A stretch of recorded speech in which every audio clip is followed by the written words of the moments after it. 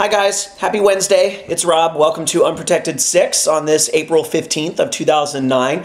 And look, I want to start off this week. Actually, I'm not going to start with the questions this week. I want to actually talk about something else that's going on YouTube. I'm actually going to post this as a comment to one of the other videos that's out there right now that's insanely popular because it's a really good way to sell the channel. But no, I actually want to say something about it. And it's about that chick from Britain's Got Talent. Or I shouldn't say chick. She's a lady. A lady from Britain's Got Talent. I think her name is Susan Boyd is her name, and she's this kind of frumpy looking woman who got on this show, Britain's Got Talent, and I'm sure you've heard of her. Like, the video's been seen like 5 bazillion times by now, and she got on the show. And, you know, you kind of think you know how it's going to go in the beginning. Like, okay, I've seen, you know, American Idol, I don't know how many times. I've seen people like this, like William Hung. They get up there and audition and they're going to be terrible. They're really nice people and they mean well, but you're just kind of bracing yourself like, oh my gosh, this audition is just going to be a riot and Simon is going to say something off the hook. Like, you know, you should just go jump off a cliff and not sing anymore. Something, you know, he's going to say something like that. So, you know, she's talking about how she's never been kissed and she's like 47 or whatever, and just this really kind of like, you know, she's such a simple person type of story. And then she gets out there and she sings and it's amazing. Like, she gets up there and she sings a song from Les Mis and the song is just astounding. If you haven't seen the video, you have to see it. Like, literally everybody's jaw is dropping and the people in the audience their jaws are dropping and you could just tell, like, you know, there's Piers is one of them. Simon Cowell from Idol is another one. I know Piers is on the American version of that show. And then there's some other chick. I don't know because I'm an ignorant American. I don't know the British celebrities. But you could just see the look on this chick's face. She's just like, she starts like kind of watching it like, you know, very serious type of look. And then she's like, you know, she's so surprised. You can kind of see that transformation and everybody in the audience that just so quickly kind of judged this lady on her appearance, that she was going to be another one of those kind of like dumpy contestants that can't really sing. And turns out she's been training all these years, you know, and she's really, really good. And you kind of have to wonder, like, is it real? Is it really real? Like, maybe it's just the skeptic in me. And, you know, I really hope to heck it's real. But you kind of got to wonder, like, the whole, like, putting on a show and she's so simple and tee-hee, she walked off stage, isn't that cute?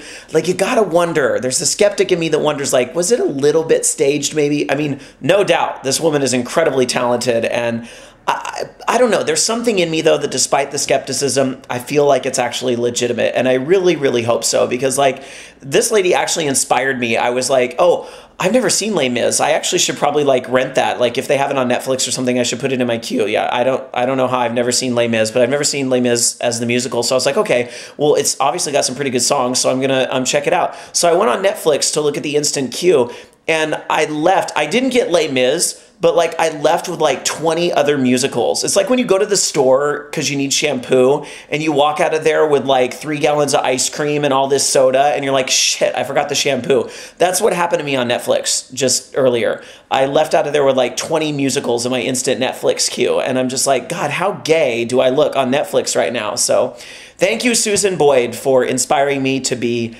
gay. Okay, so let's get to Brad's questions. The very sassy Brad G was our guest host this Sunday, and he asked quite a few questions, and I'm going to answer them, since that's what we do here at Unprotected 6, is we answer our guests' questions. If you've never seen this channel before, it's like 6 of us that all know each other on LiveJournal. We're all internet friends, or some of us actually know each other in real life. Like, I know Mark and Kellen know each other, Victoria and I know each other. We all answer our guests' questions, because the guests are usually people we all know in real life too. Anyhow, Brad asked a couple questions this week, and one of them was, what is your favorite Easter memory, since this is Easter week? My family has never really done a lot for Easter, so I have to be honest, I don't really have a lot of Easter memories.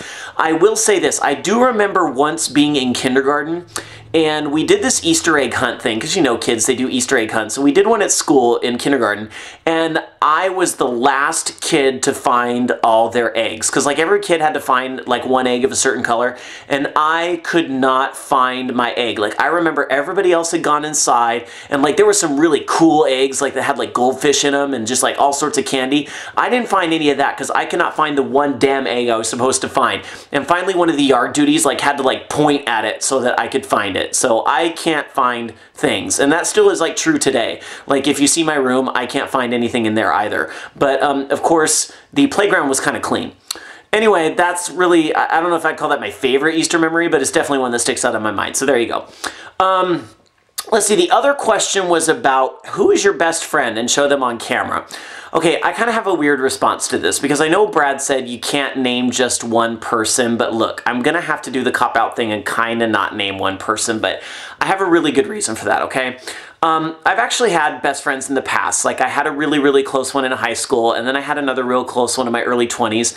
And both times we kind of had major falling outs, which sucks. But in both cases, like, you know, we worked things out in the end, like, sometimes years later, and things are cool. But, like, I know especially the friend I had in my 20s, we were super duper close. We did Rocky together, we played together, we did DDR together, we worked together at one point, we saw each other a lot. Like, it was almost like, and when we joked about it years later, when we kind of made up, we joked that, like, you know, it was almost like we were married to some extent. It was so, like almost like we were dating. It wasn't like it wasn't a romantic thing by any means. No, I mean, I'm gay, she's straight, but, yeah, I mean, I think we just smothered each other to death. So I think because of those two things, I don't know what it is, but I don't really like to categorize anyone as like a best friend. But here's how it is. Like, I'm not super duper close with anyone in my family really outside of my mom, my dad, and kind of my sister, even though I only really talk to her once in a while. And that's, you know, it's just kind of the way things are in my family. I don't really have a lot of cousins my age. I don't really have aunt and uncles that I'm close with. My grandparents passed away a while ago, except for my one grandma I see on holidays. I'm not really super duper close with anyone in my family. My brother and I had a falling out years ago. I don't really talk about him very often, whatever.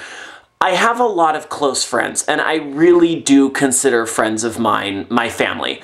Like, you know, like Irene, you saw in last week's video. I've known that bitch for years, and I love her like you would love a sister. Like, I don't see her every day. I barely see her every week, but I know, like, if shit went down, I could call her and she'd be there for me. You know, and I'm gonna go to her wedding when she gets married someday, and I better be in it. And, you know, I would totally do the same for her. So, like, people like that, like, I have families, like I have extended family with my friends, brothers and sisters. I have, you know, not just Irene as a sister, but like my roommate John is like a brother. Shane, a lot of you guys know on LiveJournal, is like a little brother. My friend Christopher, I haven't seen a lot lately because he moved away, but I think he's gonna be in next week's video. He wants to be in a video. He's kind of like a brother. And like, I even have extended family, like Mel is like a friend who lives in the Bay Area, and you know, and then like Jamie and Matt are like, you know, people you do the show with that are like extended family, and then Victoria is like a younger sister in many ways. So, you know, I'm really blessed that I have a lot of close friends that I consider family. So that's just gonna have to be my honest answer to the question, that I don't put all my eggs in one basket, so to speak, with the friend thing, and I don't really have like a best friend. But I have brothers, sisters, cousins, and a family I really, really love. And it's not just a line. Like, when I was sick and I was in the hospital last year, my mom and my dad came to see me, and my sister called. That was really it as far as my family. But my friends were all totally there for me. And, you know, I think that just kind of says it all right there. That's the way it is. Okay, so one of Brad's tasks or challenges, whatever you want to call it, was to go out and buy 2 things to stimulate the economy, which just seems very appropriate seeing as today is tax day. I hope you didn't forget to file your taxes.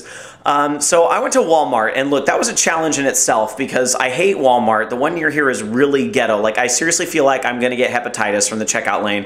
It's terrible. The only reason I went there and not to Target is because Target is closed until October for a remodeling that they're doing. I guess they're making it like a super big 3 times the size Target. I guess I could have gone to Kmart, which is only like a 15-minute drive, but, you know, like, I didn't want to get just like a Rock Us Dukakis t-shirt. I actually wanted something kind of current, so I just kind of sucked it up and went over to Walmart for the sake of Brad's question, so don't say I don't care. So let's see what I got. Oh, let's start with candy. This is kind of like 2 birds with 1 stone. Black licorice is one of my favorite candies ever, and I know some people really hate this stuff, but I love it.